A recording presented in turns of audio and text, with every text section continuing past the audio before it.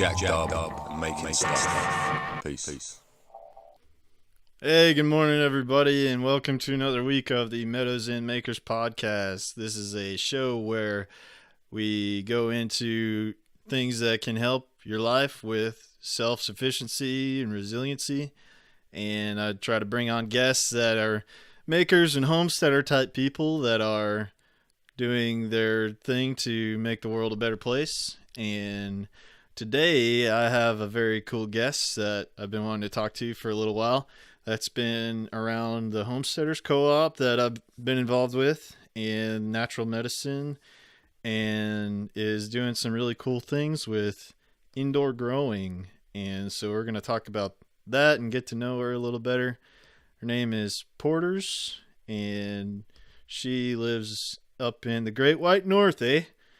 And so so we're going to get to talk to Porters here and get to know her a little better, and we'll get into some interesting subjects, I'm sure, today. So, hey, Porters, how's it going? Yeah, and great to be here, and I see you posted up my indoor garden there. Yeah. So, just for everybody in the audience that's showing it today, if you could maybe tell everybody a little bit about yourself. How did you get involved in Steemit in the first place? It was kind of funny when I first heard about Steemit. I was more looking for making money online, and it was touted as, "Oh, make $20 a day," but I kind of had this course kind of thing, and I just left it. I didn't do anything, and then the interest in cryptocurrency. I was interested in cryptocurrency, but I didn't want to invest in it. It was too uppy and like too risky. But I wanted to have some crypto. So I thought, I'll check out this Steemit and see what it's all about, and got signed up. And then I started, getting involved with some of these different communities. And it was like, oh, I don't care about the crypto. I'm totally here for the communities, and there is some fabulous people that I never would have been able to connect with elsewise. And yeah, I came for the crypto, but stayed for the community. Oh, very cool. That's very sweet. Yeah, I found the similar thing, and yeah, it was.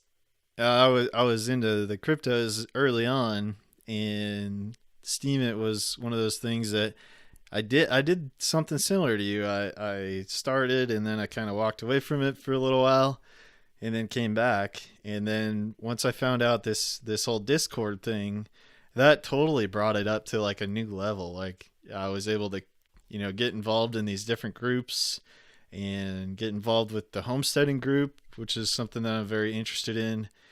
And from there, it just became a whole new experience. Yeah, like it's such wonderful people, and learning so much, and then I realized too, like I really wanted to share what I'd been doing and the knowledge I had kind of accumulated through the years, and setting up our home place there, and this was the place to do it. Very cool. Very cool. So have you been, I see that you have your own website. And so have you been running your own blog and doing those kind of things for a while? Yeah, with different things. I had done a big gardening blog for a number of years, and I sold that one.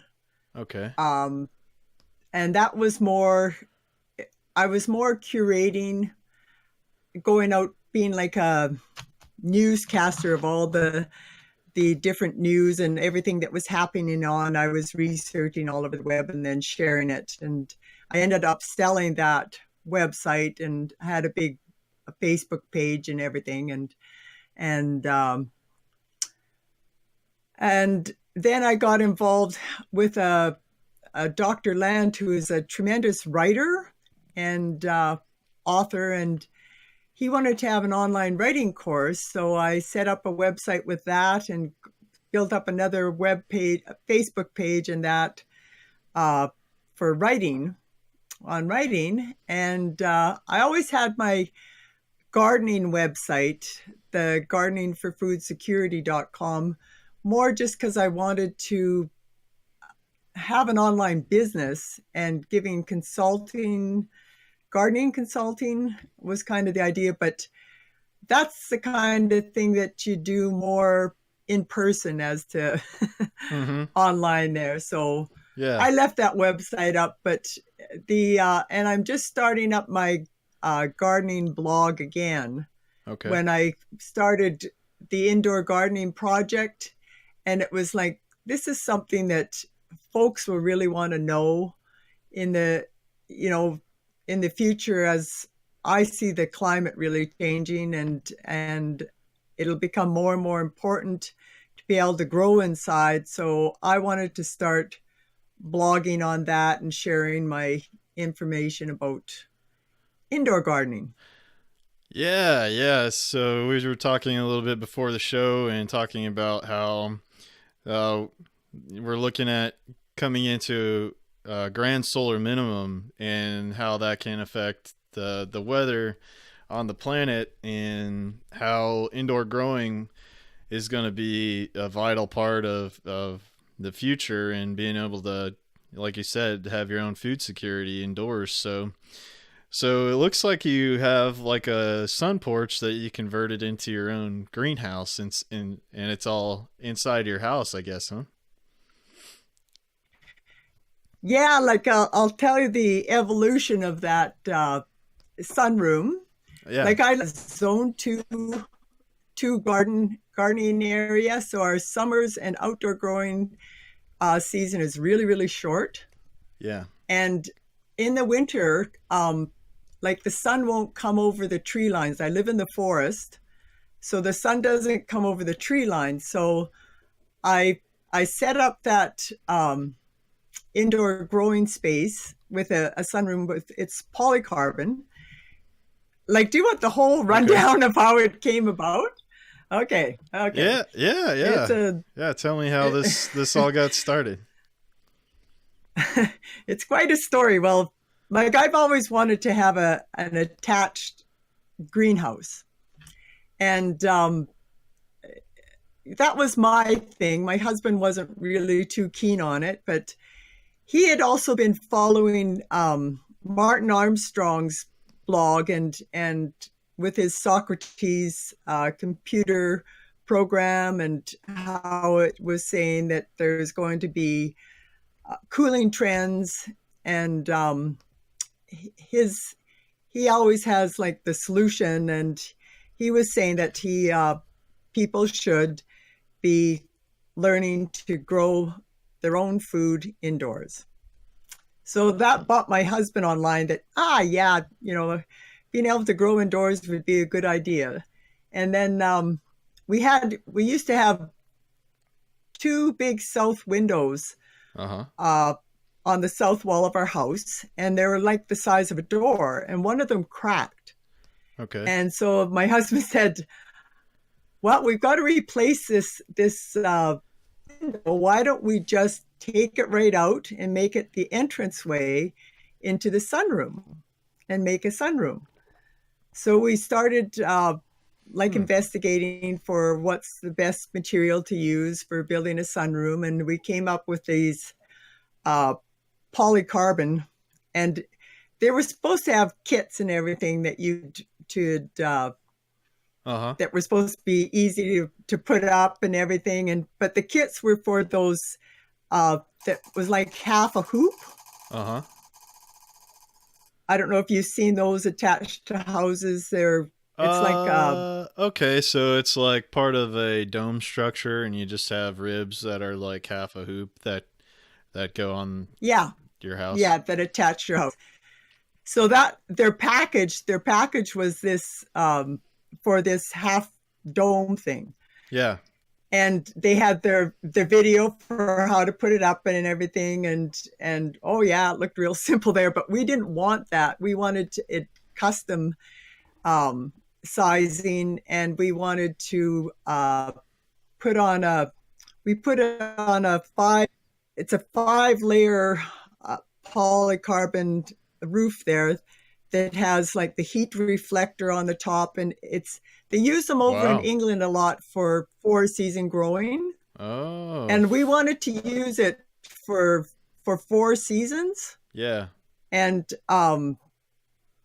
so we did double layer straight polycarbonate. We wanted this 5 waffle layer with the extra, like the heat reflect the heat back inside, and also Oh, okay. reflect like You get the radiation, um the radiative in heat back on the inside of the greenhouse. yeah, and also like in the summer it keeps it cooler because it keeps the heat from outside coming in. Oh, okay. So Yeah, it has an yeah, so insulating effect. we wanted that type of roof. Yeah, and reflecting the heat on both sides, like the inside heat in the winter, keeping it inside, and in the summer, reflecting the heat outside to keep it cooler inside. And Yeah, so we had to build this, like they cut the pieces for the dimensions we want, and we had to put it together all ourselves, and it was no simple task, but luckily my husband is very handy there, yeah. and the people, like we had direct line for the manufacturers that were supposed to help us, but it was mostly Hmm. figuring out ourselves, so that was quite a Yeah. struggle. So And this was kind of like a DIY project then, huh? You guys just found the materials and just made your own design and went for it. yep, that's totally what it was. And the thing is, like with our the original building, we have a cathedral roof, and we heat with wood in the winter. Okay. So we used an inline fan to take the roof from the heat from the top of our ceiling, where Ah, yeah. with the cathedral ceiling, and Yeah. we pump that down to the bottom of the floor in the sunroom there. Beautiful. And Yeah, my I've husband's an seen that. electrician. Oh, it works wonderfully. Like everybody was saying, oh, you won't be able to grow in there in the winter. No way. And I never listen to people. I do my own thing. Yeah, yeah, very cool. So you guys have you guys you're in Saskatchewan, Canada, is that correct? Yep. And it gets very cold in the winter. Oh yeah, yeah. Now, did you grow up there? Is this did you guys kind of move to this area, or what kind of is it like a proper homestead property kind of thing? Uh, I grew up in the city, but Okay. I've always had a love of nature. And my sister had moved up to the community where we moved up to. And I used to go visit there, and I love the people. They were the hippies of Clearwater, and Yeah. so I wanted to live in the forest. I love the forest, Oh yeah. and uh, this is a forest community, and so my ex-husband, we moved up there, and the thing with that, the community there, they were all building their homes at the same time. Ah. So we used lots of used material, like they were had salvaged the wood from the old rink. People were, houses that were torn down, we'd salvage the material from, and we'd all work together with work bees on our houses. Oh. And like there was the main people that were carpenters that had the knowledge, and they would kind of lead it, and we would share our labor, and I learned all different things. So Wow. um and then we also built a hall a community hall too at the same point, and it was a Oh, wonderful community. Like yeah. everybody working together and building our homes, and yeah, like uh, I never called it a homestead, but it is like Yeah. I never called it a homestead because we never had animals really. We've got Okay. 45 acres. Most of it is forested. I do have Wow. I'm my gardening areas. I make little areas in the forest that, like, the front of the property is cleared, Okay. and the fellow who had it before used to have cattle there. Okay. But but it also, that front piece, um there's blueberries that grow there, Saskatoons that grow there, lots of roses. So I keep that's my productive area for berry picking. Okay. It grew up like after, like, when it wasn't used for pasture anymore. And Okay. um then I have a different I've got three different garden plots Okay. Now, throughout the acreage there. okay. Wow. So do you are you practicing like the permaculture techniques where you have like your zone 1, zone 2, zone 3 type gardens? I use I've got different types of gardening. I've got my forest garden, which I emulate the layers of the forest, and Oh. I mean, I've got it's right in the forest, so it's very easy to emulate the forest there and the different layers where I've planted different fruit trees, and like the gooseberries and currants that'll grow more in the shaded, like the second layer.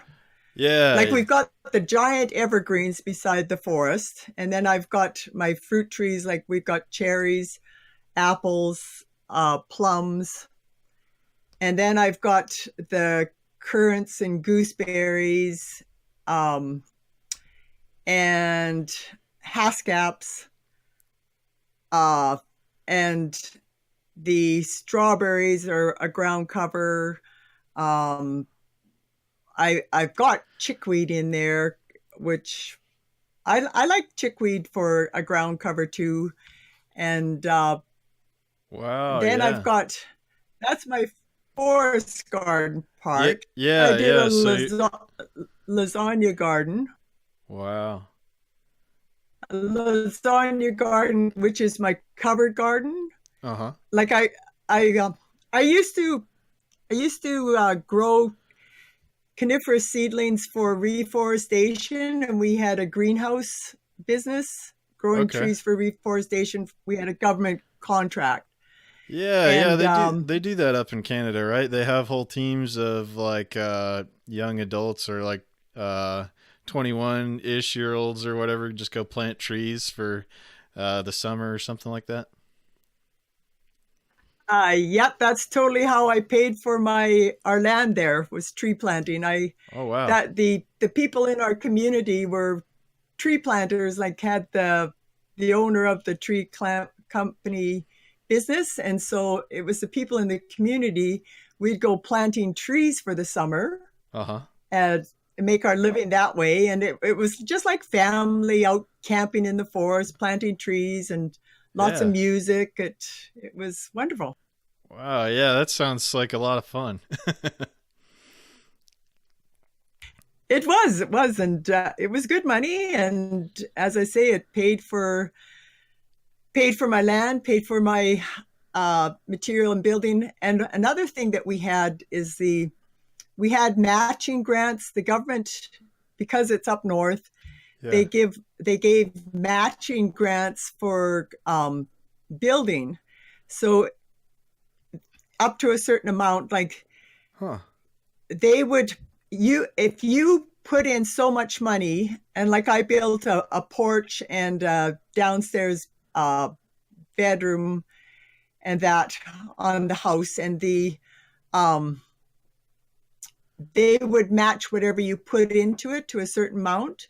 And it was like if you lived there for 5 years, then the loan was forgiven. Okay. So it was Wow. free money. Are you kidding me? Wow. That is cool. So you guys kind of Yeah. so you guys through doing all these projects of conservation kind of self-funded your own whole property and venture out there then. Yeah, that was our main living. And the thing was, you could go tree planting like for the summer, and then they also had tree thinning contracts too. That I never took part of that. My ex-husband used to go tree thinning, but that gave you enough money for the year. Yeah. And I used to also teach swimming, so I used to teach swimming lessons out there. And then I was in a car accident and became paralyzed, couldn't do the tree planting anymore, and couldn't do the teaching swimming. Yeah. That's when I started the greenhouse business, growing tree seedlings for reforestation. Okay. And we got a government contract and a 5-year contract, and I had a couple of partners, and I got past the paralysis. I overcame that and went on to becoming a educational associate working with the pre-K in school, and I love it. Wow, what a crazy story. So how did you get past your paralysis? What did you do some like any natural medicine or anything like that, or how did that evolve? Yeah. There well, the biggest thing was that overcoming the kind of depression at the beginning when you're thinking that you're paralyzed. Yeah. And but the thing was, I had a lot of support, a lot of people with me, and my sister, she was driving when we had the accident, and she stayed with me the whole time in the hospital and through it. And she was into Chinese medicine. And also my other sister she was a massage therapist. Yeah. And so I went through, and it happened at a time in my life. We had just finished tree planting and had gone for a trip out hiking in the mountains. So I was in just prime physical shape. Yeah. So I was able to like with rehab and the physiotherapy, like my sister worked with me, and I we did a lot of our physiotherapy on our own, like working in the gym. Okay. And it was funny, like one thing that happened, like I was in a wheelchair, and I used to, as a child, I mean, when I was younger, as a teenager, I used to play water polo. Okay. And there was a lot of ball control, and I had like muscle memory and reactions with balls, something in my makeup there. And so in the therapy room, they had this giant ball that was taller than I was, and it had these handles. And when I seen this giant ball in the therapy room, it had these handles so you could pull yourself out of the wheelchair. And it was like something just clicked, and it was like my muscles, like, okay, you react to balls. You just react to balls. That's what it is. So I just pulled myself up and I could stand. Wow. And it was like, and then we started working on the rails, walking and everything. And like I would just diligently go down and work hard and yeah. work on building up my muscles, and also they had a bike, Okay. exercise bike, and so I wanted to I worked on that to just to, you've got to keep using the muscles or you Yeah. lose it. Yeah. And then it took a couple of months in rehab there, but they sent me and I stopped using my chair. I would just push it around Uh-huh. instead of sitting in it and wheeling it because I could do that. And but I had to have that something to for support. So they sent me home with a couple of canes and the wheelchair, but I sent the wheelchair back and I Yeah. used the bike. I got my sister. I says, "Okay, I want to learn to ride a bike again." Yeah. And that's funny. They always say like once you've learned to ride a bike, you never forget it. But I Yeah. had to relearn Uh, again just because the balance and reconnecting the muscles, whatever. yeah, you had to retrain And your brain on how to use your muscles again and everything. yeah, yeah. So that was a became my main means of transportation is biking around, and I used it for support um, when I was walking, Okay. or else I could just bike to go around too. So that was excellent, and that gave me the mobility. So I wasn't relying on a wheelchair anymore. Okay. And then I just kept working on, like, I had different therapies, cranial sacral work, acupuncture because my sister was an acupuncturist, Uh-huh. massage therapy, um, all different ones. Okay. And there were certain things that worked well with me and connected with me, and the Yeah. final one that I got, um, I started rebounding. Like, my husband wanted to use this rebounding for exercise during the winter because Okay. it's very cold and icy. So What he wanted to look in there. Okay, sorry. Sorry, yeah, I was just curious what rebounding is. It's like a mini trampoline, and it's you bounce on there. You do different type of exercises on it, but um, Okay. it'll cleanse your lymph systems and everything. But Hmm. anyways, there's this workshop on that. Mm-hmm. So I went with my husband, and I was thinking, oh, I won't be able to bounce on that. That'll hurt my spine and Mm-hmm. whatever. And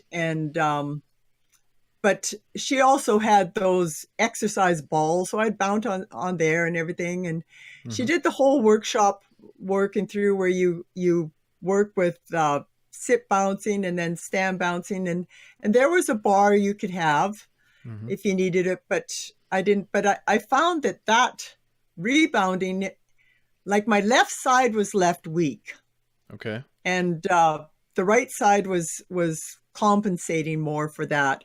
But I Oh. found with the rebounding that because you're bouncing and you're using the machine for you're using both sides equally, Yeah, so it strengthened my yeah. you have to make sure your core is has to make sure that everything is using the it equally. Yeah, yeah, and the so that strengthened that side, and then I could get rid of the canes and yeah, Wow, and that it's just history now. wow, that's fascinating. So you're fully healed from the paralysis and you're no issues now? I can't run, Yeah. say that. Uh, like there's still a little bit of weakness, but I'm much more able than a lot of folks, let's say.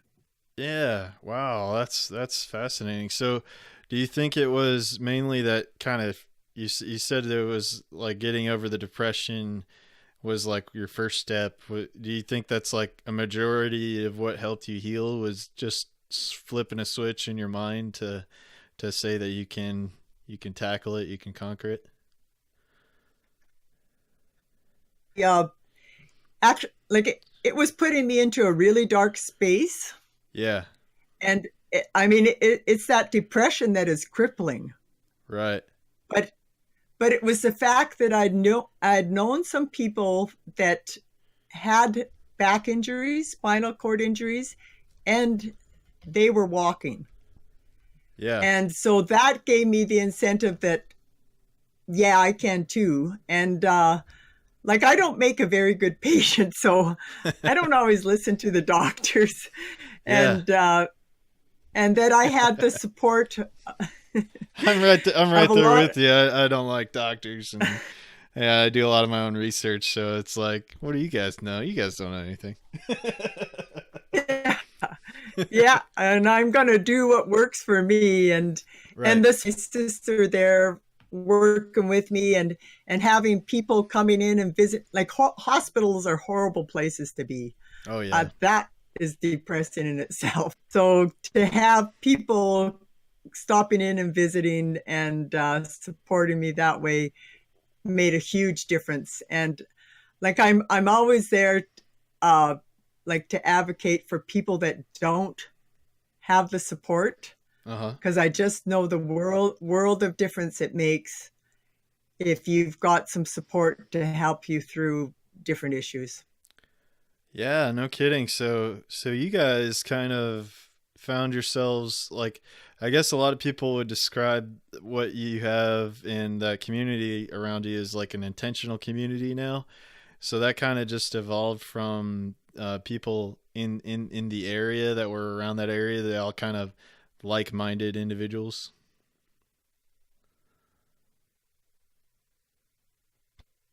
Yeah, there was, like, it was the tree planters, and that they had bought land. We all bought land in the same area. Yeah. Okay.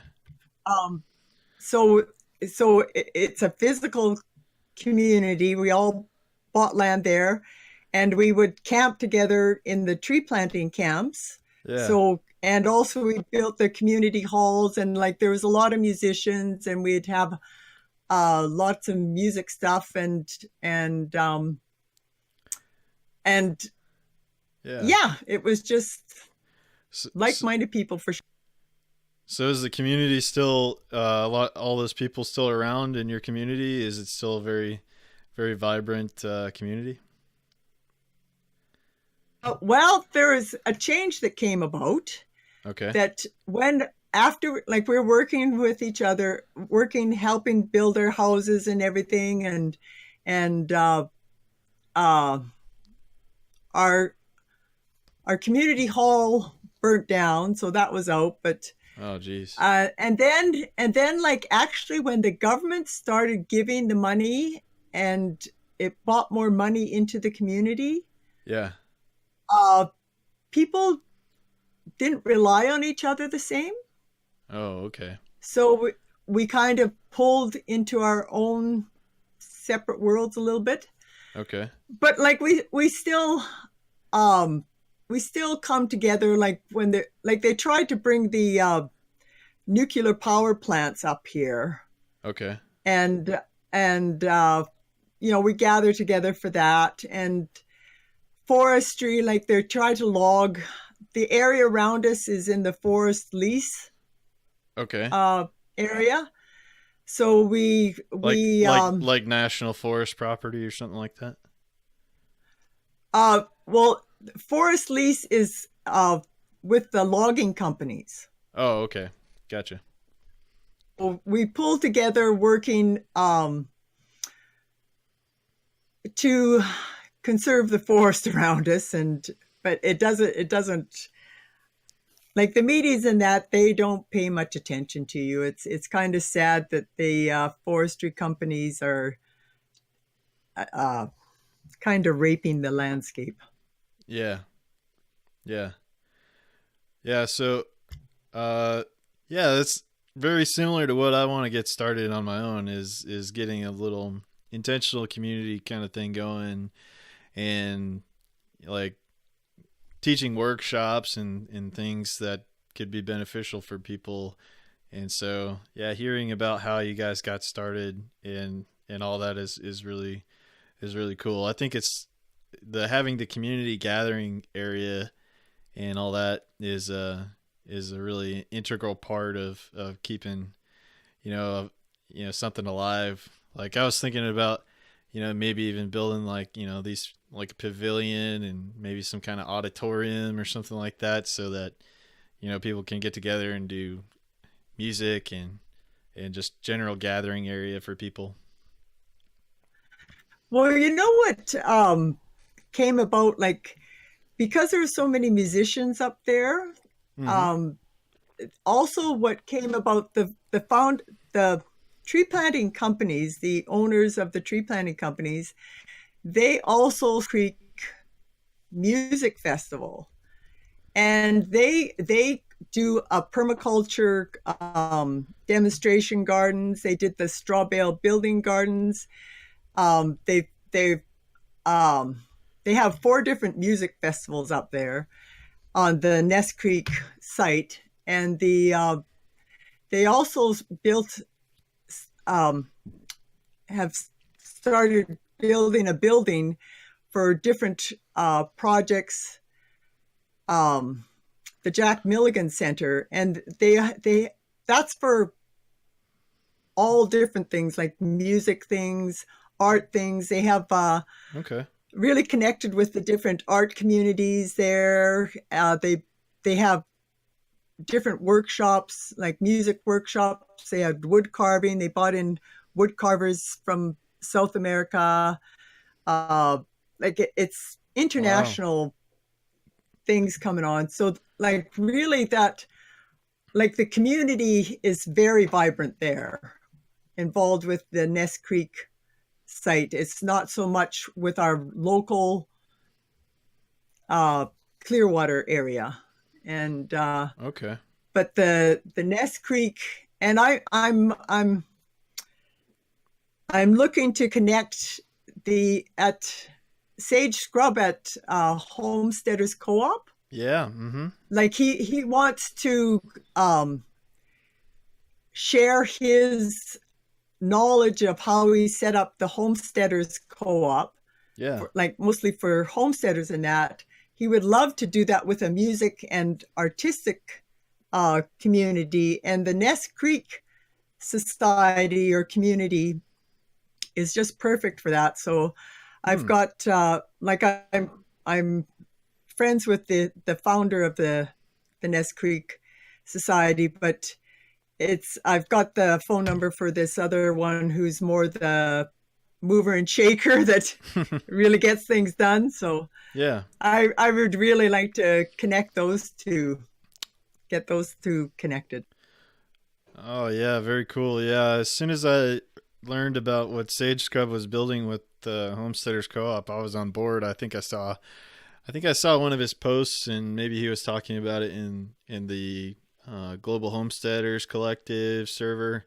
And yeah, as soon as I saw that, I jumped on board because yeah, started to make my own products and thought that uh, it would be really cool to have something where you could exchange real products for Steam and just start cutting out the fiat. And so it's a really powerful thing, and Yeah, in my opinion, I think it could be a really great way for connecting people and starting to shift into a different mentality on how to use crypto. yeah. Well, an alternative economy, Per- really. I mean, that's yeah, and yeah, it's just a wonderful opportunity for folks, and the way it's been set up too, that it isn't a business, it's a community marketplace, and right. I'm fully supportive of the Homesteaders Co-op, and the opportunity, like if you're making your own things, that an avenue or a venue that you can connect with different people and have it for like Steam. Yeah, And plus there's all the other, and the bartering. I really like the bartering that he's bought on. That is excellent. yeah, it's really it is really neat because sometimes you know You might want that thing, but you may not have all the funds for it, and just being able to trade between each other is really neat. And it's just a really cool project that he started to just start shifting away from the monopolized fiat and banking system that we have right now, and a way for us to And support each that, other.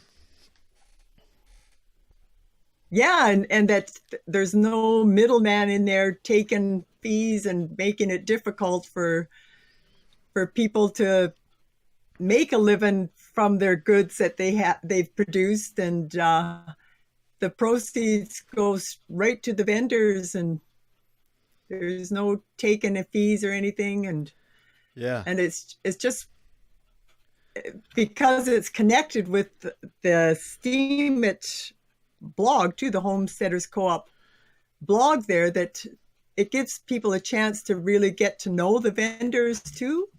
Yep. Yep. Yeah, it's a beautiful project. Yeah.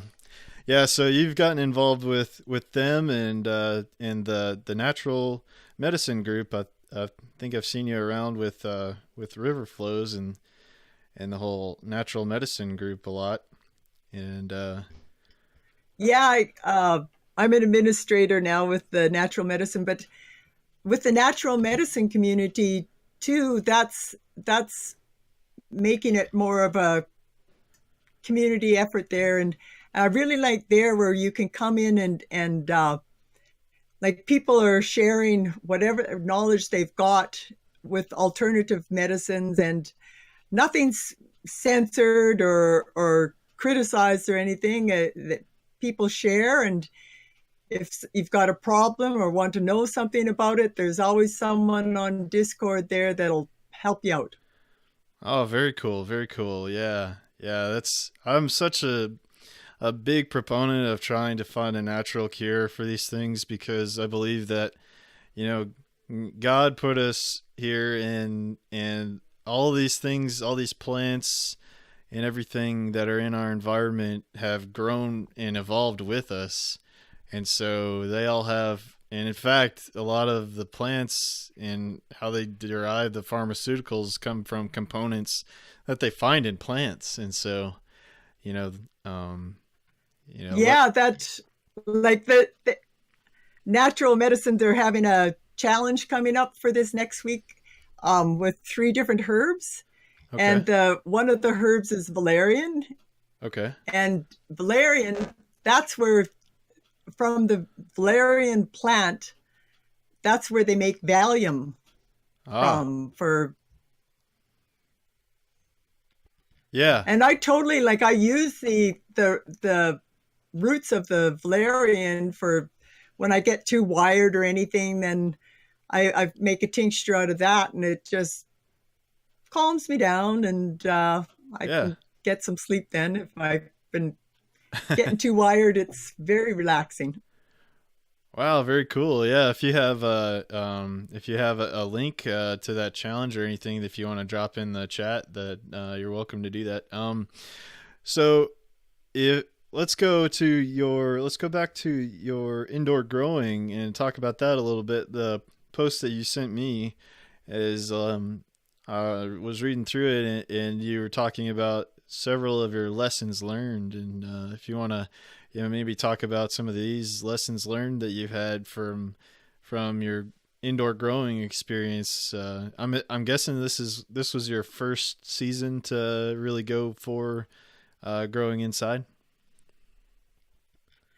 Yeah, this year we did, like, we tried to grow um, different things inside with just a sunroom and no supplemental light. Okay. But because the sun doesn't come over the treetops in the winter, Oh, there okay. wasn't enough light there, and we couldn't grow things properly. So this year we invested in some lights. We got a LED full spectrum light, and we also had Okay.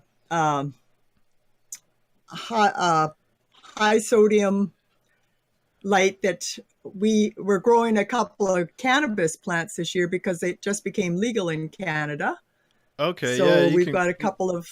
you can grow a certain amount for your own use, or actually, it's fully Yeah, you can have it's fully four recreational plants. now, right? No, you can have four plants. Okay. You can grow four plants. They're supposed to be grown indoors. The You have to buy your weed from dispensaries. With the government will have their fees on, and Right. there's only a certain amount that you're able to have on your body or in a vehicle or wherever. Okay. Yeah. But Okay. yeah, I love growing weed. And it's just nice to have it right in amongst all the other plants. It's just like treated like one of the other plants now. So Yeah, yeah. Is it so did you notice any kind of this is your first time using the grow lights? Was there one that performed better than the other? I've heard the sodium bulbs are a little better because they have more of the UV component, which mimics natural sunlight over the LEDs. yeah, well, this was LEDs, and we bought it's the full spectrum, so it's got the red and the blue. Yeah. And it's really strange. I won't buy another one. It puts a pink glow on everything. Yeah. I mean, it was fine. It's inexpensive. Yeah. And it was fine for growing the greens under. It worked great for that. Oh, like lettuces, spinach, things like that. Got our lettuce. We've got some, and like the thing is with those plants that I have under the LED there. Yeah. I did an experiment at the beginning of the year where I dug out some plants from my garden that they're in a shaded kind of area, and so they hadn't grown very big. So I just dug them up and put them into pots and to see if they'd keep growing inside. Yeah. And it worked really, really well. I had Malabar spinach. And that's the thing because that LED light, it only covers a 4 by 4 foot space. Okay. So I really wanted to utilize that space under the light. So I use rectangle pots that they're fit tight. Okay. Against each other. Okay. I did have some other herbs in circular pots that I bought in that are at the edge that doesn't utilize the space the best. But when I dug out this plants, the Malabar spinach, and I had chickweed in the garden, so it came up. So it was kind of like a living mulch around the Malabar spinach. And so I picked that to have in my salads. It's really nice. Okay. And I dug out some kale plants. I had some lettuce plants. The lettuce plants, they were good for a while, but then they went to seed. So I started up another batch of lettuce, and it's growing really well. It supplies us with lots of salad pickings. And I dug out my celery plants I had in the garden, and they kept growing all winter long. And what else did I dig? Celery, kale, Malabar spinach, lettuce.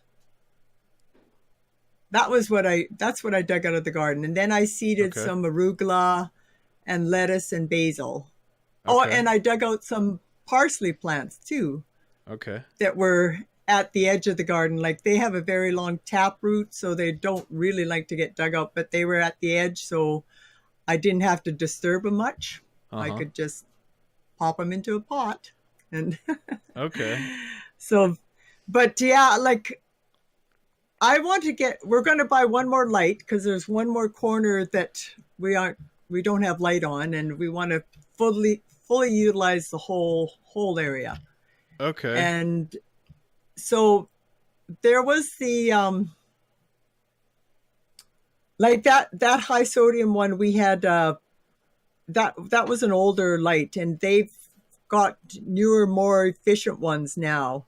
Okay. But we use that on the weed plant because it for budding and everything, it works much better to for having it bud. That we had heard that people had problems with the LEDs, so we're getting the Yeah. hey, hi yonder. We're just talking about growing cannabis. Yeah. So I was about to say, he joined and he's Good like, time to pop in. yeah, he's like, oops, I joined the wrong room. I was like, we're talking about cannabis, man. He's like, what's the problem? Welcome, sir. Yeah. So Yeah, because so it's legal in Canada now. he's against that. Yeah, whatever. Yeah. Yeah. So Yeah. so did one of the things I'm curious about with your sunroom is that does that high efficiency polycarb, does that give you enough heat with the solar insulation, or do you guys have to do any supplemental heating out there in the wintertime? Oh no, all like with our wood heat and piping it down from the cathedral ceiling. Mm-hmm. And like what we did, like first of all, we just took out the one window that was cracked, and that was the doorway in. And we had another window that was part of the sunroom, and where with the sunroom attached to the house, and it was the same size. And we tried it the first year. We tried it with just that one opening doorway, and it worked so well that we took out the other window.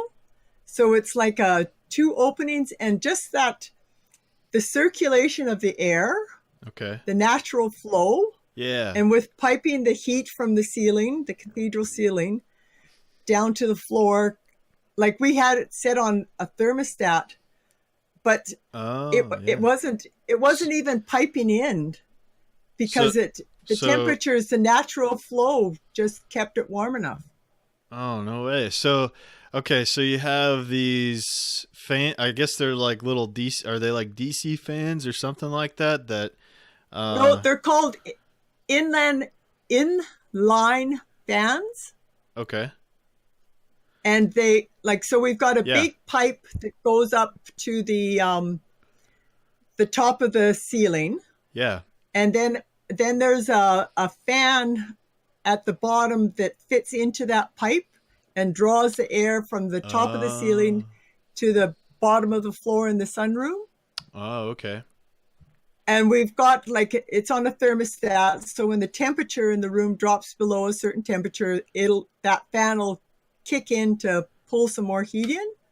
Oh, But how we beautiful. found with that airflow, and also like when we built the sunroom, we put on insulated blinds in case it got really, really cold. Okay. And we didn't want to have that affect our room, our inside building. So we've got the insulated blinds we can pull down to shut it off if we need to. But there's been no need to that. And it's been like 45 below Celsius, and it's fine. The temperature is fine in there. And Wow. And so you just get it's a beautiful living space. Wow, so you just get your wood stove cranking and keep the inner part of the house going, and then you have your inline fan that's drawing the air into the room, and just that natural convection just keeps it a good stable temperature in there, huh?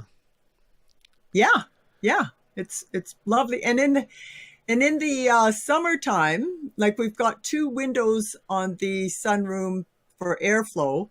Okay. And also in our living room where it's attached to, yeah, we put in a couple of little windows, opening windows, so we can, when the heat rises out of the sunroom and comes into the living room, it acts like a chimney. We open up those little windows up in the ceiling there. Okay. And that flows the heat out in the summer.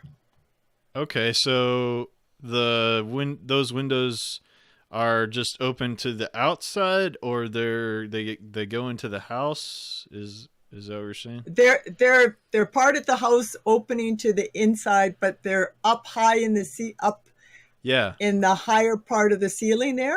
Okay. So when the heat, like we've got our opening windows in the house too, but we found it was getting hot in the summer, so we put opening windows up high there, so it works like a chimney. It just draws the heat out. Oh, okay. Wow. Yeah. Wow. Yeah. That's So it. very cool. So does that build in the house pretty badly in the summertime, or does it just vents out pretty No, well? like that's why we put in those opening windows up high in the ceiling, so it just vents out. Oh, Our house, okay. it stays really nice. Yeah, no problem with it. Okay, wow. So do you guys have an attic or anything, or is it just like a high vaulted ceiling kind of house? No, it's a cathedral ceiling, and it's an open floor plan kind of Okay. thing. Okay. So like the kitchen and the living room, it's an open room. The bathroom and bedroom, we have like kind of grates going in there, Yeah. and the we've got a really good wood heater Okay. uh, that we cut our own wood off our property here, and that sits in the center of the room. Okay. So Awesome. Awesome. Yeah, that's a really great way of I guess it's like passively heating and yeah, cooling in the like house. I always I always love the idea of having attached greenhouses to your house, because it can give passive heating in the winter, Okay. Yeah. and but people were finding like that they were another friend had one of these greenhouses attached to it, and she said it just gets way too hot, and Okay. like even in the winter, getting closer to spring, that she said it was just way too hot in there. And then she said, but our basement is always so cold. And I says, well, why don't you just pump the heat out of there? Just Yeah. like we pump the heat from our ceiling in the living room into the sunroom, Yeah. pump the heat from your sunroom down into your basement with those inline fans. Yeah. Yeah. Yeah. Did she Yeah. take you up on the advice? I don't think she did yet. Yeah, that's a great way, because your heat rises, and so you're letting that heat go to waste, and you can put it to good use in the Yeah. wintertime if you can Yeah. recirculate it. So yeah, I remember seeing that in some documentary. It seems like the way to go if you're in a colder climate and you want to just maximize the amount of energy that you're creating with your any kind of heating source that you have. Yeah, like that. It totally made sense to us to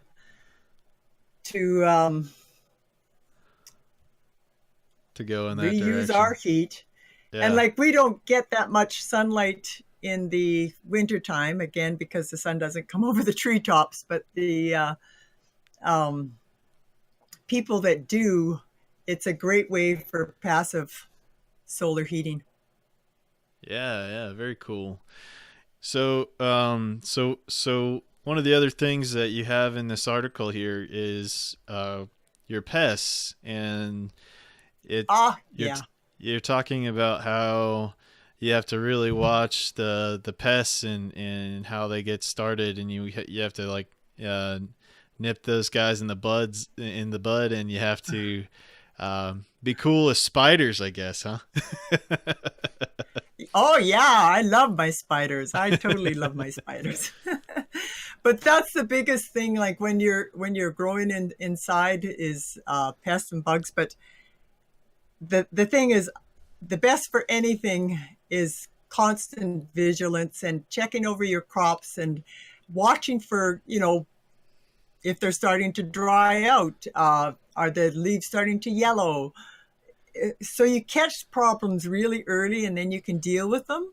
Yeah. And the like we had aphids, but they're simple to manage. Like if you just got a few, like you can just squish them.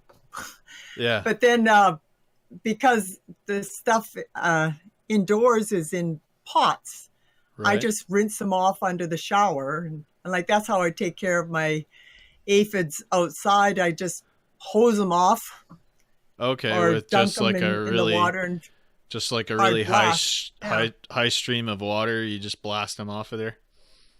Yep. Yep.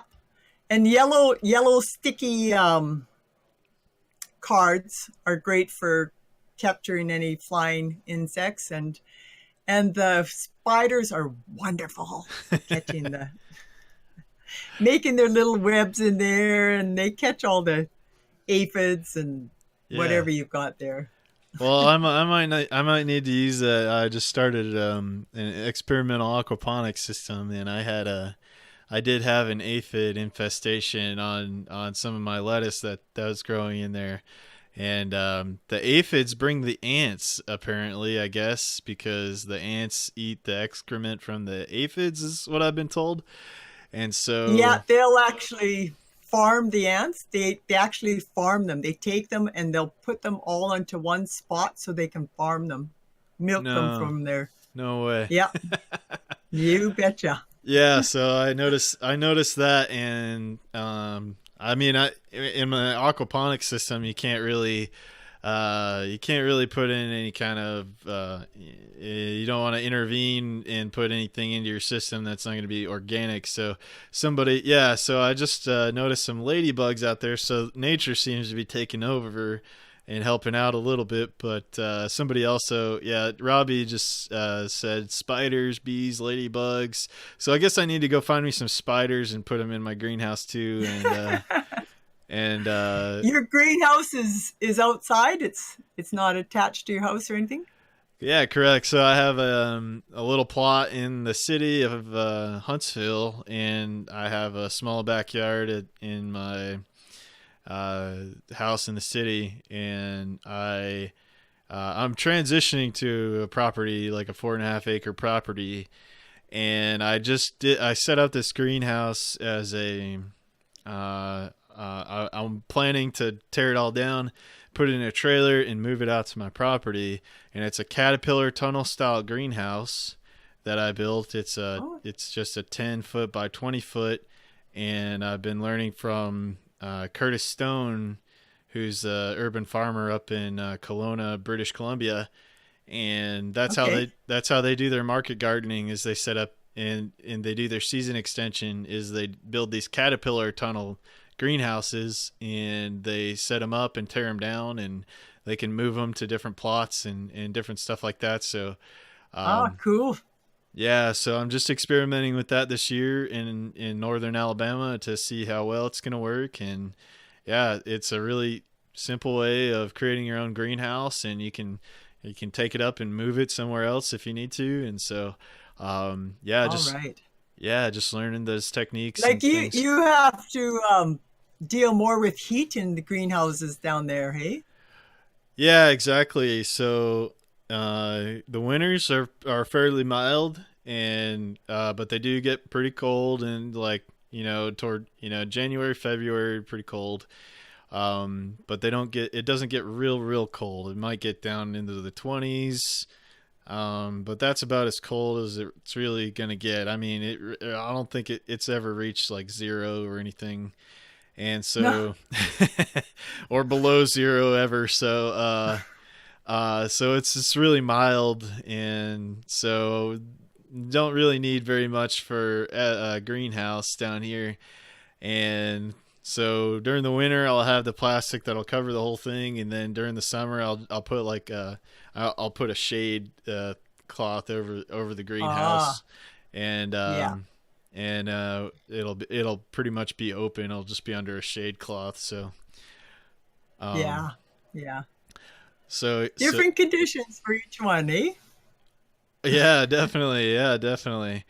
So Yeah, I imagine it's still freezing cold up there. And do you guys have a lot of snow on the ground? Do you guys do any Oh, outdoor we got like? lots of snow on the ground. But the a couple of days ago, we finally got over freezing temperatures. So I actually got to collect some melting snow water for my plants.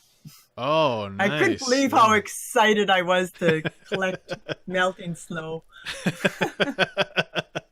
Yeah, that's really cool. I try to water with just rain barrels myself, and just collected water over. I try to avoid using city water, and just like you were talking about, trying to use the forest and trying to do the mimic nature. And you said you did, I guess you did some lasagna gardening and all that, and I've really found that those techniques help you minimize the water usage you need, and then you can just use collected water, and allow the moisture to be retained in the soil. Have you do you do something similar? Do you try to collect a lot of your water and use that for your plants? Yeah, I if you remember, I won the contest for the water collection. Yeah, the that's right. Yeah, you did our maker contest, and you guys were Yeah, you did a great yeah. post on that. No, we do lots of mulching, and we've got 9 different downspouts that we collect water from. We've got tin roofs, so or metal roofs, so it collects really nice water. But of course, you can't collect that in the winter. But we do bring barrels into the house, and we bring in snow. Like each day, I bring in a few buckets of snow and let it melt, and use that for watering the plants. And Yeah, yeah, I remember. yeah, rainwater or snow water, melted snow water is the best for 'em, even though like we've got wells, Okay. but our well water is a little acidy. Oh, okay. So I prefer the rainwater and snow water, and so far we've been able to keep up with the plant needs. So Oh, very cool. Very cool. So, um, one of the things that I've been really looking at for indoor growing is microgreens, and I believe I read through one of the posts on your journey on this indoor growing is that you were doing like sunflower shoots. Is that correct? yeah, sunflower sprouts, Yeah. and even like when I planted up my lettuce seedlings, and it was like I should have just planted them a little bit thicker, and had the first feed to be like with microgreens, and then had a Yeah. separate crop for to grow on. But like you know microgreens, they're so simple, and sprouts, and they give you a more instant greens. Yeah, yeah. What's the turnaround time on those that you found with the sunflowers? Is it? I've heard it's like a week turnaround time if you wanted to do microgreens with them. Well, the uh within about 6 days they're sprouting, and you like we have a big we grow them on the well, it was in the picture was in the post there, but on it's like a cookie sheet kind of thing, Mm-hmm. and that will use kind of a within a week we've used them all up. So it I give about 6 days to have them usable, so a week Okay. until you got your sprouts coming up again. And one sprout that I found was really fascinating is lentil sprouts. That Lentil. they, yeah, I just do them in a jar, Mm-hmm. and but you like they'll keep in the fridge for months, Oh and wow. they'll keep kind of growing in the cold, Okay. and they don't go. So I just have a big jar of lentil sprouts in the fridge, and then you mix it in with your rice or whatever you're using it for. But they don't rotter, you don't have to use them up within a week. Like they'll stay for a month at least. Wow. And the thing is, some of them, like I was rinsing them off, and some of them got down the drain in my sink, and they were growing in there. I couldn't Wow. believe Wow, they're pretty persistent. They they're germinate well, huh? tough. Wow. Yeah, Wow, very cool. yeah. So Now, yeah, that's sorry. Yeah, so I was gonna ask, like, do you have a method for growing your microgreens? Like, have you figured out a really good method for getting them started and everything? Like, you soak your seeds, I guess, and before you plant them and all that. no, like the sunflower seeds. We use peat moss, or you can use old potting soil if you want, but you've got to have. We use like this kind of cookie sheet. It was actually, it's repurposed from, they used to serve pizza at the school in these cookie sheets that had a clear plastic dome over them.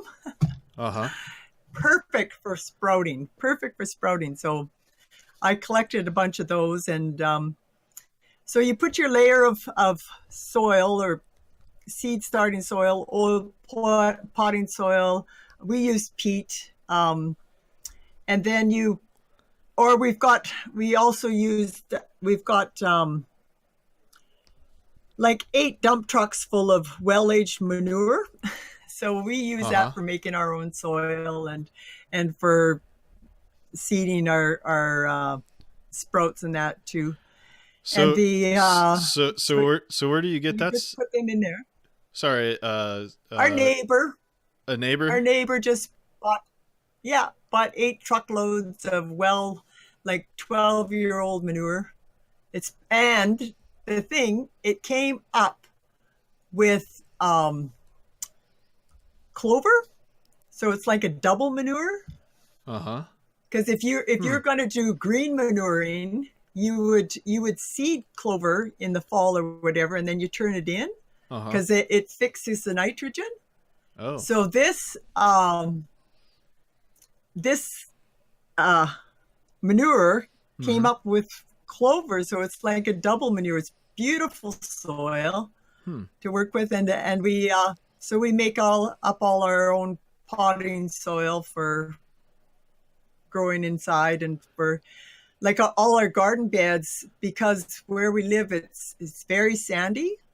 So we spread a lot of the manure around there, and like our gardens around the house here, there is actually 8 feet of sugar sand, just pure sand. So all the trees that we wanted to plant in there, we had to dig pits and everything. Like our house is in a natural pine meadow. And it kind of amazes me what grows on that sand. Like it's kind of amazing. I bet your blueberries do pretty good, huh? Oh yeah, because beside the pine meadow, there's a peat bog, bog area that the black spruce grow in, and so we've got peat there. Lots of peat moss, sphagnum moss, and that's very acidy, and with all the evergreens around, and our yard, it used to be where the old timers used to come and pick. So we have lots of blueberries, so it's beautiful, and yum. yeah. So do you make a lot of preserves with a lot of the fruit and things that are growing on your property? Do you try to do preservation, dehydration kind of stuff? We got a dehydrator and we got freezers. It's so simple just to freeze stuff. Yeah. But I also do some canning, and I like I've got the big pressure canner and everything. So if the power goes out, I'll just can everything. Yeah. Yeah, I hear you. Yeah, I've given my attempt at canning, and it is a little bit of a process. You definitely have to make a day of it, and give it a go. That um Yeah, but for salsas and stuff, yeah, we still can. yeah, for sure. Yeah. So that's actually one of natural healing thing is that I learned recently is there's a Dr. Bradford Weeks out there that talks about the healing properties of freezing seeds and eating them. Eating the frozen Oh, seeds, you grind the frozen seeds and you put them in like a smoothie and things like that, and they're really good at helping you fight inflammation, which is the number one cause of any kind of illness is mainly related to inflammation, is what he talks about. And so yeah, freezing and grinding the seeds and putting them into smoothies and things what like kind this. of seeds? Any seed, Like really. your like Uh, your berries, like the raspberries have lots of seeds, and the blueberries have seeds, and but yeah, the yeah. You said like pretty much any natural seed.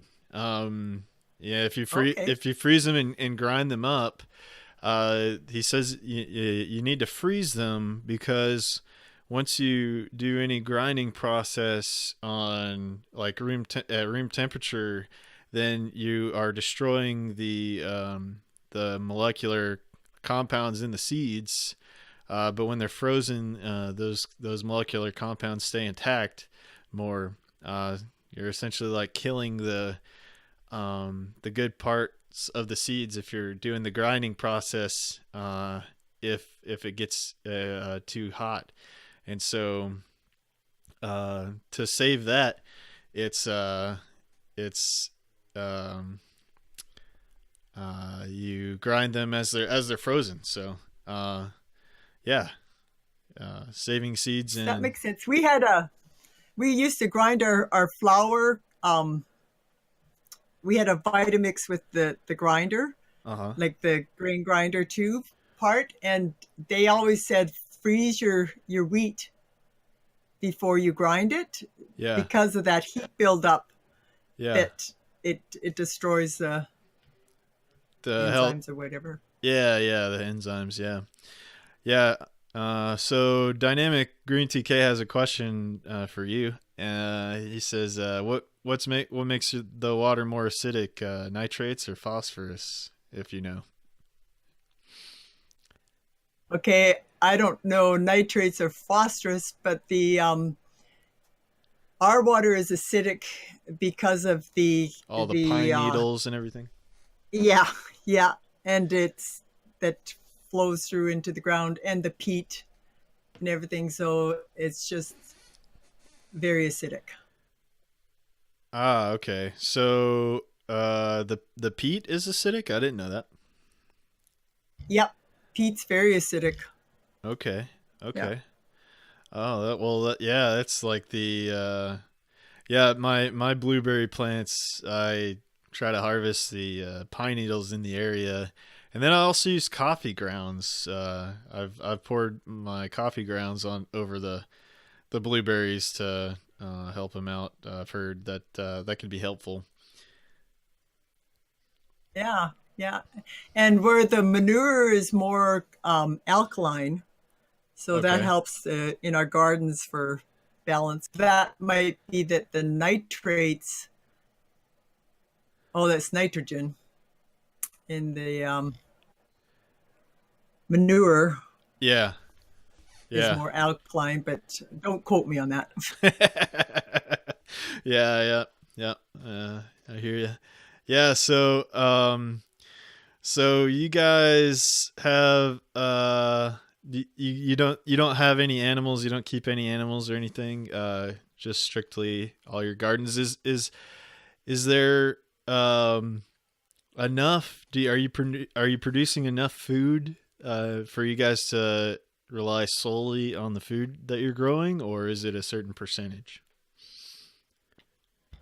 No, it's only a percentage, and I do a lot of local sourcing too. Like our neighbor, we were thinking of chickens, but our neighbor across the road has chickens, so it's like, why bother? Yeah. And and I was also going to buy a cow at one point just for the milk, and I was going to have a goat at one point for the milk and making cheese and stuff. And then we got all the fences up and got everything, and then it was like, oh God, they just really tie you down. So it was like, Yeah. I had a neighbor that I could buy milk from at that point, and so it was like, no, I don't think so. Okay, yeah, they are a lot of work, and you have to find somebody that can take care of them if you're gonna leave and do all that. Do you guys so do you guys like to travel a lot? Do you do a lot of traveling? No, but just going off visiting. My husband had he traveled and all around the world and lived overseas for a long time, and Okay. so he's kind of done a lot of traveling, and he's happy to stay home. And I found, like, after I was injured, I didn't travel very well, so that kind of cut that. And we'll go up to some of our, like, where we live is one of the beautifulest areas, I think, in the world. Yeah. And it's lake country. There's tons of lakes all around here that we like to just go in our backyard and visit. Yeah, wow, very cool. So, yeah, I was gonna ask you, now that it's all snow on the ground, do you guys do any like cross country skiing or snow skiing or any of the winter sports like that? We've got cross country skiing trails, and we've got a downhill skiing hill here Okay. that's responsible for not letting me get cell coverage here. I'm blocked by the hill. Oh, geez. Yeah. It's Yes. not my friend. Yeah. So do you like to do any of that kind of stuff, or do you I used stay to, out of the but cold? after I was injured, I let it go. After I Yeah. was injured, I let it go. We do have a dog. We go for walks with the dog all winter long, and often it's more of a challenge, shall you say, going out walking every day with the. Oh yeah. I mean, I experienced it one time. I went up to Fargo, North Dakota in like the middle of winter, and that's the experience. That's like the coldest I've ever been in, and I think it was 0 degrees without the wind that day. And I remember walking to my car, and my hands were exposed, and I was there for work, and I walked from my hotel room to my car, and I didn't have gloves for my hands, and I remember getting in the car just from that little walk from the hotel to my car. It was probably like 30-40 feet or something like that. My hands were frozen solid. Oh, jeez, yeah. It- No, yeah. you kind of toughen up to it, but it's Yeah. like this year we had the longest spell of extreme cold. Like, it was 40 some below, Oh my and god. that's Celsius. Woo. That's Celsius. And but that went on for weeks, and Oh it my was gosh. like, it was getting depressing. It was the longest period of cold spell in 83 years. So it was, Wow. we were so happy when like, it's just the other, like a few days ago, that we finally got out of that. Wow. So you guys are like outside seeing the sun now and playing around and stuff? Yeah, well, now we get to enjoy our walk with our dog, and I'm out gathering the snow, last of the snow as it melts, for our watering our indoor garden. And Yeah. just, yeah, we're just getting out and enjoying the sun. Like, we're waiting in April. we take the roof off. We've got a covered garden, like a hoop garden, Yeah. where we grow a lot of our hot weather plants, and we're going to put some of our cuttings from our cannabis plants out there this Okay. year. But we take the roof off of it in the winter to let the snow come on there and absorb the snow, and also to get rid of any bugs or anything. Okay. And then so we're waiting for the snow to go a little bit more so we can pull the cover over and start building some heat up in there. And because summer times, like, we have really long days and beautiful growing conditions, and Yeah. but we're just, and the sun, like, there's heat in the sun again, and the days are getting longer. And April we'll be pulling the roof up on the greenhouse there. Okay. Okay. Very, very nice. Very nice. Yeah. So you have really are your indoor growing project. Do you plan on like making a book about this, or just continuing to put the information out there through Steemit? Yeah, it's mostly, I didn't plan on doing a book on it, posting and videos and different things like that. And like, because the experiments, the things I've learned from this year, and of course I'm going to carry on to next year, but because that experiment worked with digging out plants from the garden Yeah. and bringing them inside, this year I am planning, so I'll utilize the outdoor growing to get some seedlings started. Yeah. So I'm not using lights and whatever. Okay. And then I will do the same thing, dig them up and bring them in. And I'm going to take some of the potting soil that's in the pots, and I'll put them at the edge of my garden beds there. And then I'll do some succession of seeding so that I'll have a later crop, and I'll just dig them up and bring them back in. Nice. That sounds like a really good strategy. Yeah. Yeah, like, utilize nature when you can, and when the temperatures start dropping and it's not good growing conditions anymore, you just dig them up and move them in. Yeah. Cool. So your little sunroom there, about how, what's the square foot inside the sunroom? And it's 8 feet wide by what was it? I think we went with 16. No, it's got to be 20. Okay. Yeah. 20 feet. Okay. Or 18, something like that. Okay.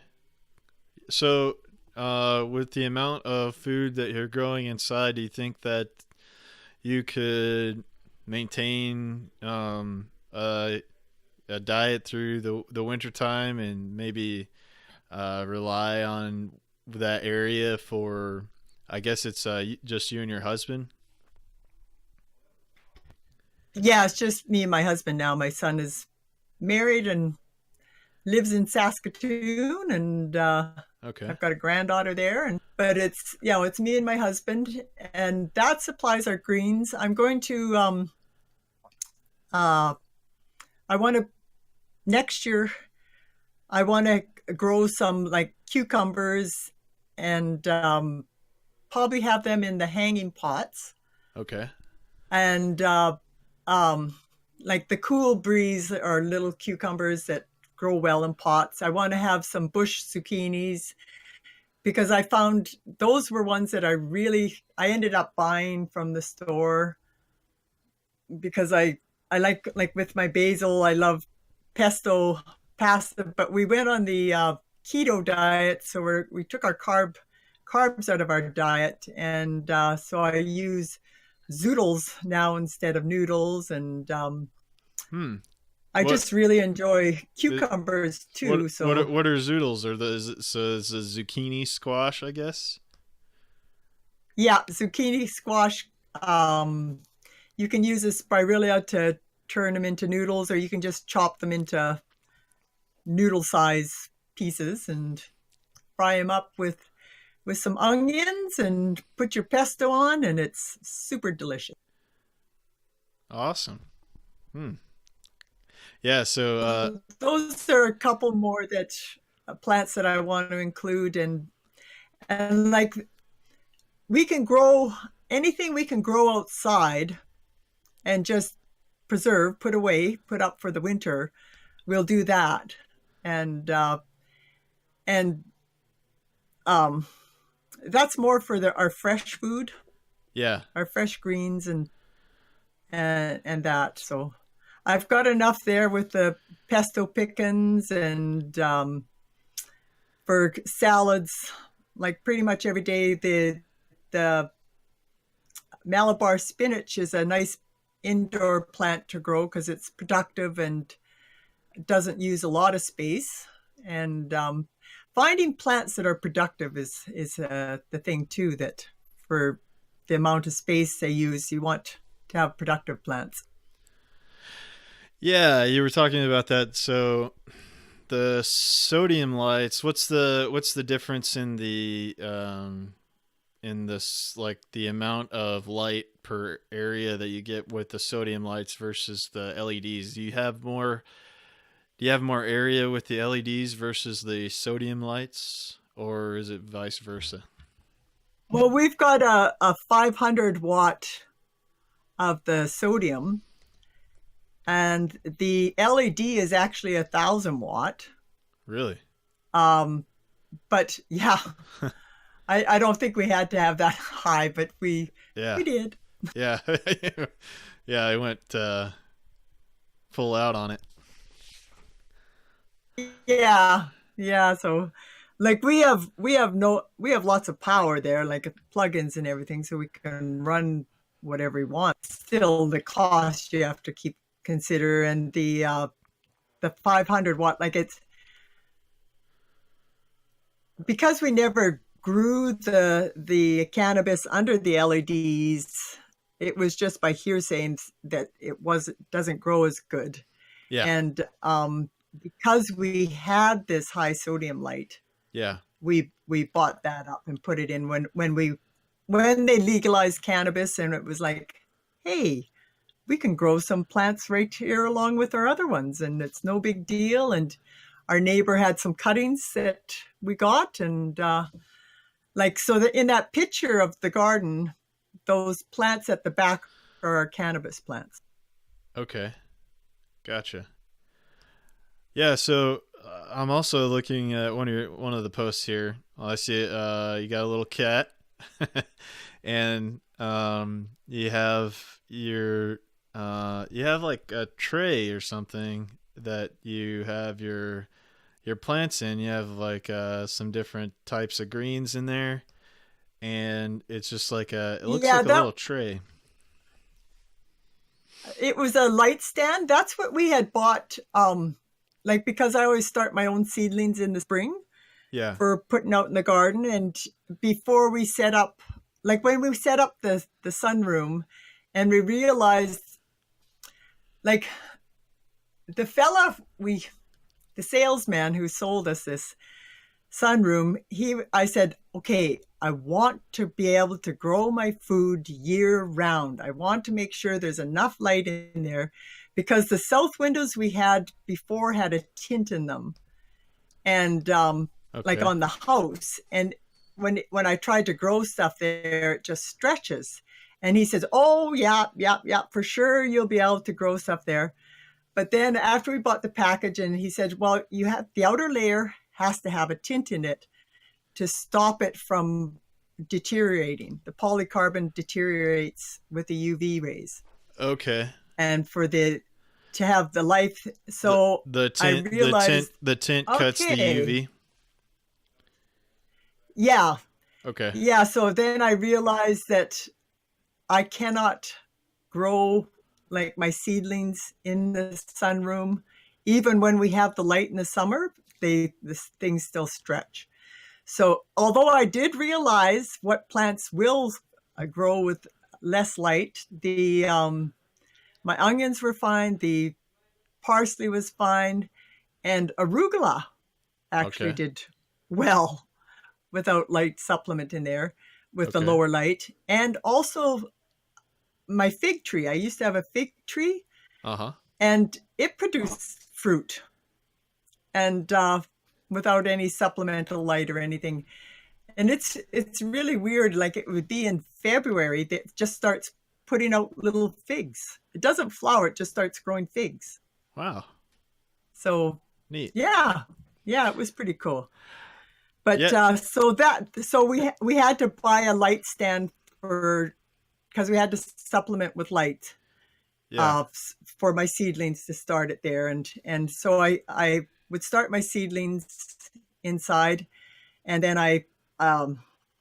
once it warms up in the daytime, I would put them out on the deck during the day and then just bring them back and forth Okay. into the sunroom.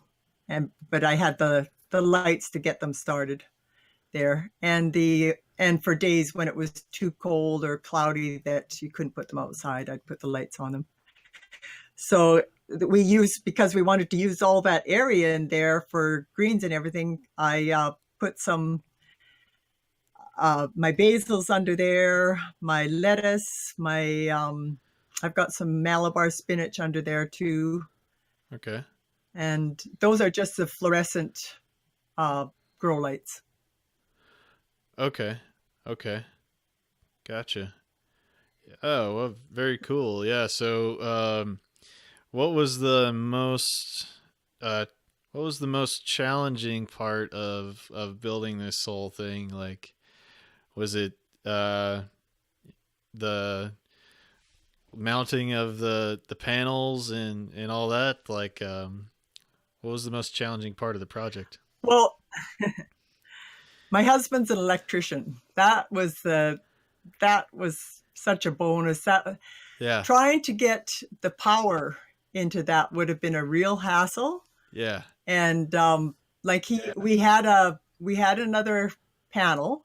Like he had all the supplies and everything too. So that would be a real problem if you don't have an electrician for a husband.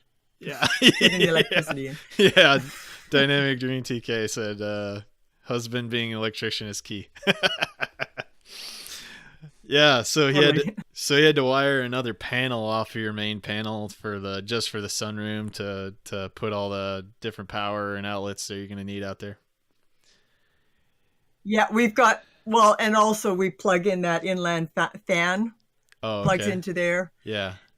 But like we've got oodles and oodles of power there now. We can run as many lights as we want. And as I say, we're going to buy one more light. I'm still researching what's the best type, and I definitely will not buy any more pink and blue or red and blue LEDs. They just freak me out there. Oh yeah. Eerie light. It's like when it's your living space. You know what? I actually bought some of those because I was experimenting with doing indoor aquaponics systems. So in growing with those, and so I just took like a 5-gallon jug and then I cut the top off and I flipped it over. I found a little tutorial on how to do it with some PVC and one of those 5-gallon jugs and everything. And I had that LED grow light going inside at my house in town in the city, and everybody probably thought I was growing weed, but nobody in my neighborhood nobody in my neighborhood's ever asked me about it or anything. So it's like it was clearly there. You could see it through the neighborhood, and like I live in kind of like an anarchist little community. Like everybody kind of is like, right. Everybody kind of is like, do your own thing, whatever. And I got like telling anything. Yeah. That's the same way what we've got up here. Everybody, you just let everybody do their own thing, whatever. That right. Yeah, everybody, you accepted for how you are, and you just do your own thing, and that's that's the best kind of neighbors, in my opinion. And I started to do chickens in my backyard. and yeah, I would give some of my eggs to my neighbors, and I talked to them before. I Keep it taught. quiet. Yeah, well, I mean, they really like me. I try to help everybody out because I fixed my neighbor's toilet thing, and I just kind of just help people out, and everybody's pretty cool with what I got going on. Nobody really is like, oh, this guy's got chickens and he's not supposed to have them and all this stuff. So so yeah, it's really good Yeah, to yeah. it's really good to know your neighbors and to have a good community around yourself because yeah, you'll be able to just it doesn't matter what the laws are Do really. your thing. Yeah, exactly. Yeah, Yeah. yeah, totally. Yeah, so do you guys still run the business like to do you're still doing all the trees and growing all the trees and everything to sell? No, I sold my share in the partnership on that. Uh, like that, I started up. It was just after my accident, just because I love the people with involved with tree planting and everything, and this was something I could still do. Yeah. But I found like we were getting bigger and bigger, and I found because I owned it, I Mhm. ended up working too hard. Yeah. And so I ended up hurting myself again. So Oh I no. sold my share of the business, but it's still going on. It's right in our neighborhood, so Oh, okay. it's still going on. But the government isn't growing the seedlings anymore. Like they used to grow them and give them to the lumber companies. Okay, cuz they To, have to but now every they stopped doing that, and it's up to the lumber companies now to grow their own seedlings. Okay, cuz every all of the trees they cut down, they have to plant so many to replace them. Yeah, yeah, that was the thing there. So, Gotcha. and I mean that was kind of silly that the government was paying for the seedlings for them to replant when it's they're making the profits from it. So, I Yeah. was glad it actually. Yeah, so what does it kind of take to get an operation like that started? You guys really got into the grants and stuff to make that happen? Well, because my partner that I went into it, he owned a tree planting company, Yeah. so he was connected, with the government and the and forestry and everything and the lumber companies. And so he had some connections, but the contracts came out.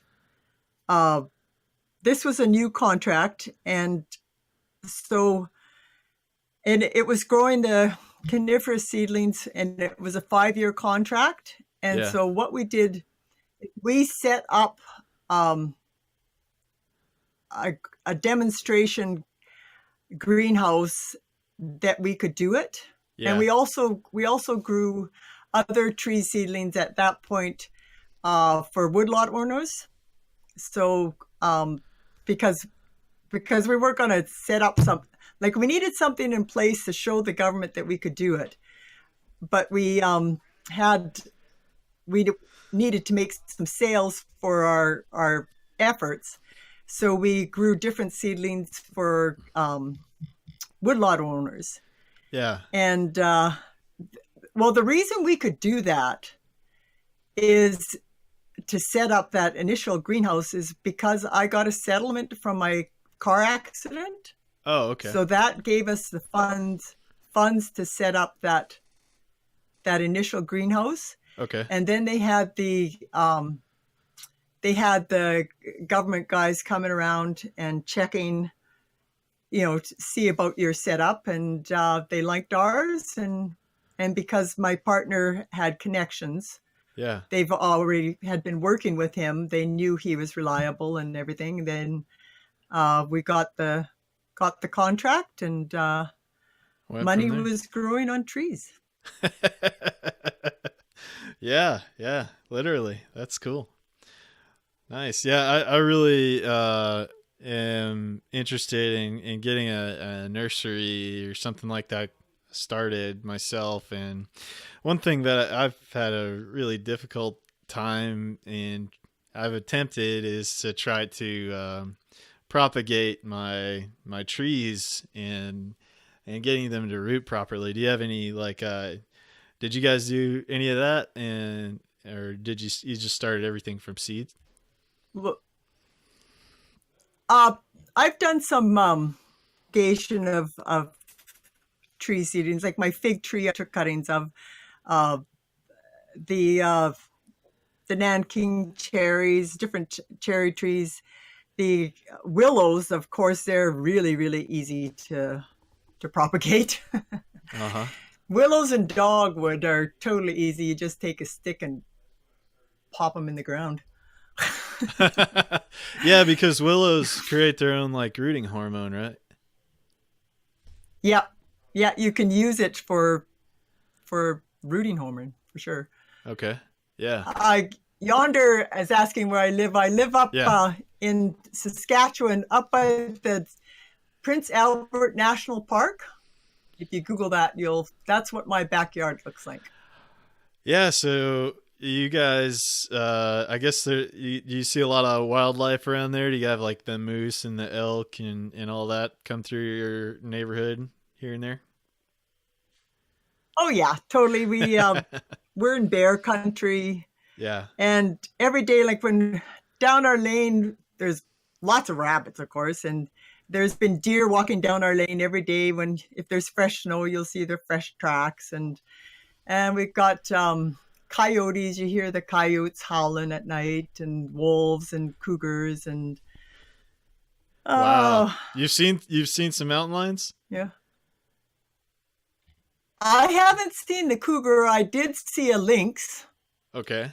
once, so That's cool. that was cool. Yeah. Yeah.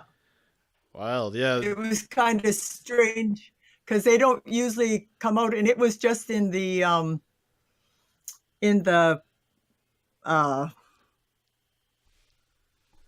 ditch by the highway we saw it, and it was in broad daylight, and that was really strange. And moose and caribou, elk.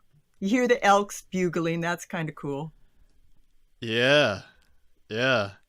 Do you have any deer that you like to are they your pets, or do you guys hunt them?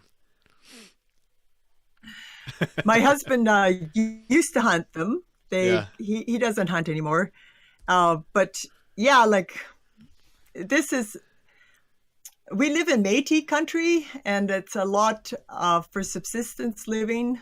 There's a lot of hunting that goes on around here, Yeah. and also because we live right by the national park there, where the animals are protected, Huh. and so it's really weird. Like you can't hunt in the protected area, Okay. but you'll see hunters lined up just by the park boundary. Yeah. So whenever they come out of the park, then they shoot them. But Yeah. the we my husband, we always had our deer we'd get some deer for the winter or for the year, have our meat. So Yeah. Yeah, talking about, so you have all these animals, how do you protect your fruit trees and all that from the animals? Or do you? dog. What? We have a dog. Ah. We have a dog. Okay. The dog Dog and cats. they pretty much scare away any of the animals that are trying to get around the trees. Well, the funny thing is like I eat the hill at a different place, and the deer used to always come and eat my fruit trees. Uh-huh. And so I put, and then, but where I live, there's more dogs in the neighborhood, and it's more sheltered. And like the deer have been eating the neighbor's stuff, but hasn't touched mine. Oh, okay. Yeah. That's cool. And the mice had we had a whole hedge of Nanking cherries, and we had let the grass grow up around them and then the snow. So the mice nested under there and totally ringed the Nanking cherries. And Oh no. it was just about the end of that. Most of them grew back again.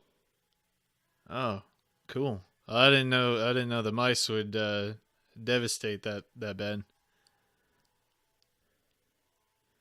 Well, I didn't let the grass grow up by them anymore because that just made a perfect nest for them under the snow. So I gotcha. So I always make sure I pull back the grass from any of my fruit trees or bushes. Oh, okay. Yeah. Okay, good tip there. Yeah, I just planted about 32 fruit trees myself, and I did them in a couple of rows on my property that I'm going to be transitioning and living on. And yeah, that's one of my concerns is how do I protect them from the deer and the other wild animals that want to eat them. So it sounds like I need to get a dog. Like Rondon's asking, what kind of dog do you have? A big, Sorry, you cut out on me a little there. What did you say? a big German, a big German Shepherd, and Okay. he's excellent for like he's a big wuss, but he's excellent as a guard dog. People just look at him and they think, Oh yeah. German shepherds can be quite intimidating, and they're very protective, aren't they? yeah, like it. I feel totally safe with him around, and but I mean, he isn't aggressive, but you if you don't know him, you don't know that. Yeah, so the property I'm moving down to, the neighbors they have a female German Shepherd, and the first time I came up to their house, I went to go introduce myself. They were inside, but I was like kind of talking and waving, and this German Shepherd comes out of their trailer, and I'm like, oh crap, I might be dead, but I just like kind of they're pretty intimidating Just if you keep just see them. cool. Yeah, yeah, exactly. That's what I did. I was just Yeah, like like we stood my ground, kept my cool, and it ended up being just an amazing, very friendly dog. And but yeah, I've got a buddy that has two Doberman pinchers, and they're both males, and I actually got nipped by one of them because I went to his house, and he had to get, let the dogs know that I was friendly and stuff like that. And but I got a little frightened of those guys, definitely, because they're very powerful. I felt the bite, and it almost broke skin, and it was just a nip. And so I was like, wow, these animals are very powerful. yeah, I've had friends with Doberman pinchers too. Like we made a point of let it be known that porters kind of have that crazy German Shepherd dog, and that it like to get to our house, you've got to walk. You can't drive up to the house. You've got to walk down a trail to get to the house, and it's bog on each side of it. Yeah. So you're not going to be walking through the forest. It's almost like we have our own little moat by our house, and so you have to come up that trail, and so our dog will greet you, and if you don't know him, you're not coming to the house.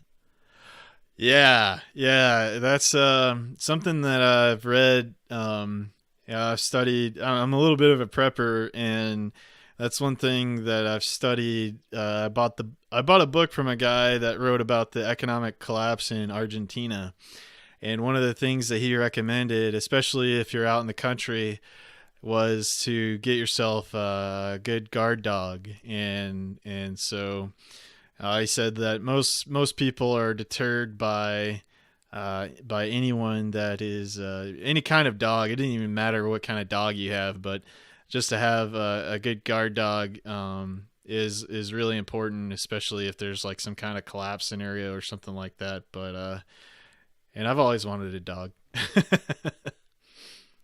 Yeah, like I've we've had lots of German Shepherds because we used to live with a fellow that raised German Shepherds, had a kennel and raised them. And so when we first moved up to our place in the country there, he gave us one of his like bitches that he had used for breeding, but she was past her prime. So, Yeah. and because we knew her, he gave her to us. So we had her, and we've just always had shepherds. Like we've always gotten them from him, and just because we love shepherds, like they're very intelligent, Yeah. and like very protective, and like Okay. if you know them and or with your family, Yeah. they're wonderful, and it's okay. Well, I might be looking for me a German Shepherd then. That sounds like a good choice. yeah, that they're Cool. very, very, very intelligent. Cool. Well, Porters, we're coming up on the end of the show. I thank you so much for joining me today. It's fascinating getting to know you more and everything that you have going on up there in the Great White North. And yeah, if there's anything that you wanna leave with the audience today, any final words for It's where just been people a real pleasure. Yeah, thank you so much. Real for pleasure me. joining you here, and just checking in at Porter's on Steemit, and the other blogs that say I'm just bringing them back on again. So just stay tuned at Porter's, and